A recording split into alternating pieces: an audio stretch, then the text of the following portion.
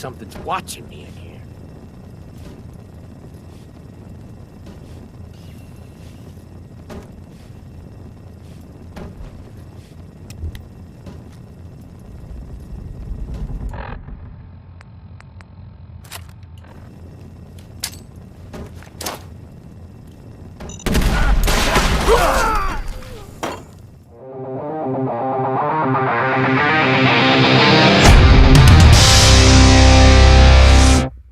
What's up, guys? Coming at you today with some Fallout 4 survival mode survival tips. So for the next couple of minutes, you can think of me as your own personal Bear Grylls, except my tips are something that the average person can do. So let's dive right in. Number 1, reuse and recycle. What I mean by this is picking up empty bottles that you see in the wasteland. The reason for this is because you can fill them up with water at any viable water source, such as a lake or the water pumps at your settlements. But the reason you need so much water is because in survival mode you have to stay hydrated. If not, you get dehydration and you get a debuff and you start losing intelligence and other things. Plus, if you're a fan of taking chems or alcohol and you use a lot of stim packs, those also increase your dehydration level. So, it just makes sense to pick up bottles because you can refill them. Number 2, become a narcoleptic. There is a surprising amount of beds in the wasteland, and you're going to need to make use of them because, let's face it, all of the games in the Fallout series have been prone to glitching out every now and then. So you just want to always be sure to save. Oh, I forgot to mention this, but the only way you can save on survival mode is by sleeping in a bed, hence becoming a narcoleptic. But on top of the glitch possibilities in Fallout, you also don't want to get super far and then like a super mutant suicider or a mole rat with a bomb strapped to its back just comes up and ends all of your game time and you haven't slept in a bed. Trust me, it's the worst possible thing to happen in the game, really. So yeah, just become a narcoleptic. Number 3, pick one and be done. In survival mode, the amount of weight you and your companion can carry is significantly reduced. And to make things worse, ammo has weight. For instance, a missile has 4 weight now, so you're not going to be carrying a lot of those. So my suggestion to help deal with this is only carry 1 or 2 weapons. And try and keep them the same weapon so you can use the same ammo. So that way you're not carrying a ton of ammo and 3 or 4 weapons and all of a sudden you can only carry like 20 weight worth of junk. If you really want to be efficient, I would recommend specializing in the gunslinger perk and use only pistols because they're pretty much the lightest weapons other than some melee weapons on average. But each level of the perks adds bonus damage, so you can get really good pistols and be really deadly with them. So that's what I'd recommend. Let's go to number 4. Number 4, become a caravan runner. Be sure to make use of the local leader rank 1 perk because this allows you to build supply lines between your settlements. And this is important because there's no fast travel in survival mode. So if you're trying to consolidate all of your junk at one base, it can become extremely difficult and time consuming. And in the world of Fallout, you don't want to waste time. You can be off exploring and getting legendary weapons, so don't waste any time.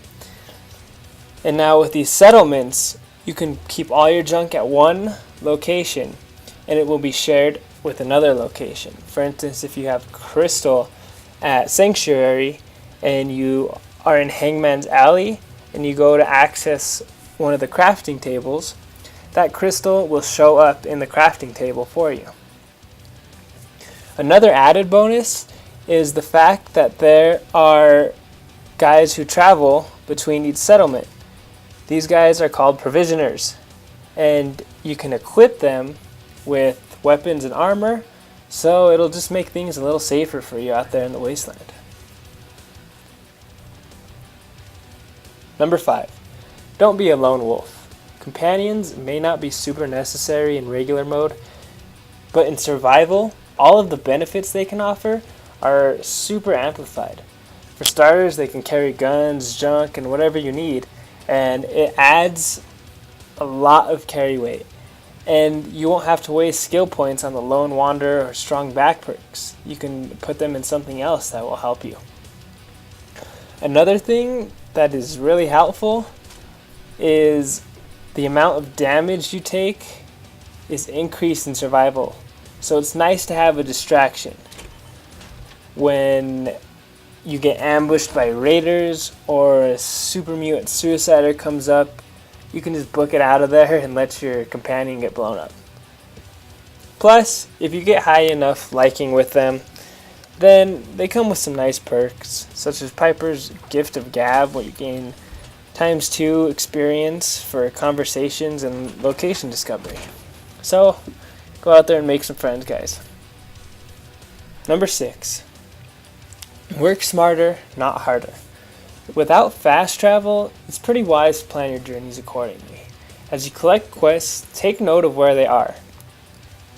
So that way, if you're already traveling to a location, you can complete the quest on the way.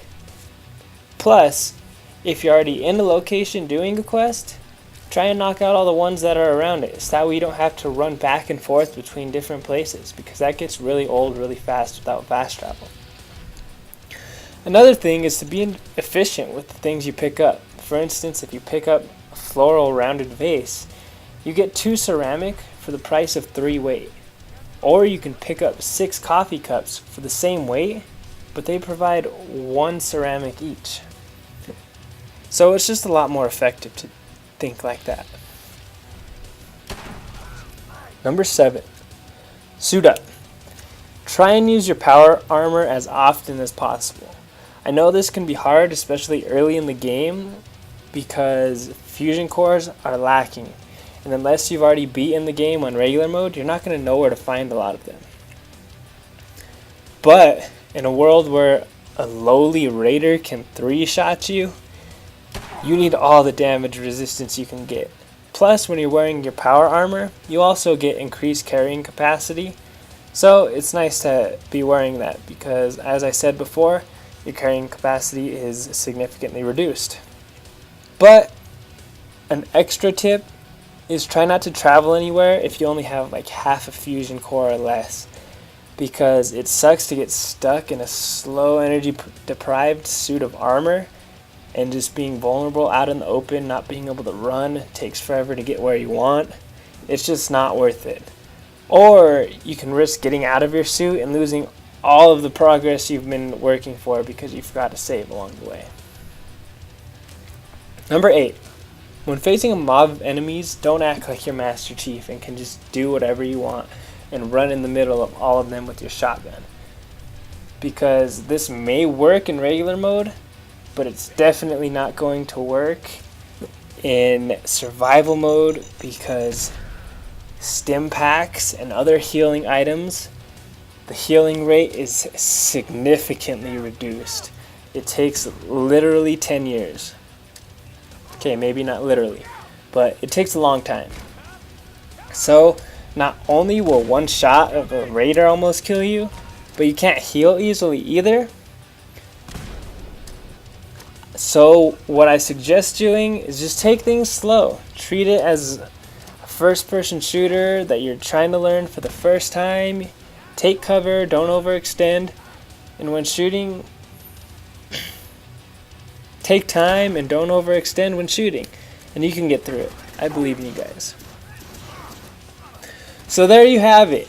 8 tips to surviving in the wasteland. So go out there and kick some raider butt.